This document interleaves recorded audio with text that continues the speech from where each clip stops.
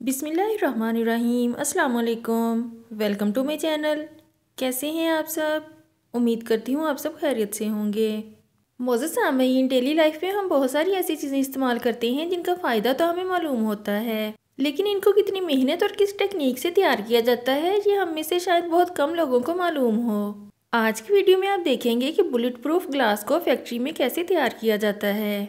एक 9 mm bullet इतनी powerful होती है कि वो स्टील की मोटी प्लेट में आर पार सुराख कर देती है। तो आखिर वो बुलेट प्रूफ ग्लास में सुराख क्यों नहीं कर पाती? बुलेट प्रूफ ग्लास में ऐसी क्या खास बात होती है कि जिसकी वजह से बुलेट इसको क्रॉस नहीं कर सकती?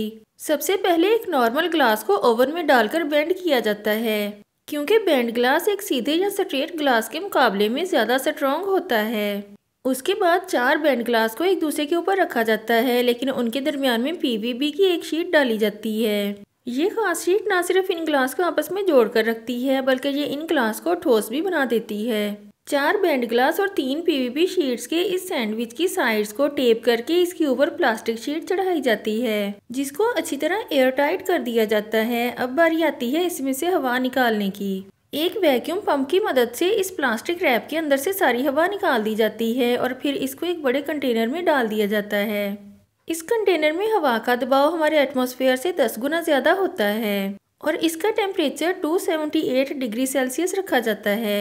ये गर्माइश और प्रेशर पीवीबी और ग्लास को एक दूसरे के साथ फ्यूज कर देता है। जो पहले 4 ग्लास और 3 पीवीबी शीट्स थी वो सब फ्यूज होकर अब एक यूनिट बन जाते हैं और अब ये single sheet bullet proof glass कहलाती है। बुलेट प्रूफ ग्लास पर अगर 9 mm बुलेट से टेस्ट किया जाए तो शुरू की लेयर्स गोली की एनर्जी को पूरे ग्लास पर फैला देती हैं और दरमियान वाली पीवीबी शीट गोली को रोक लेती है, जबकि सबसे आखिर वाली ग्लास शीट तक बुलेट पहुंच ही नहीं पाती। आज की वीडियो में इतना ही। नेक्स्ट वीडियो तक के लिए अल्लाह हाफिज।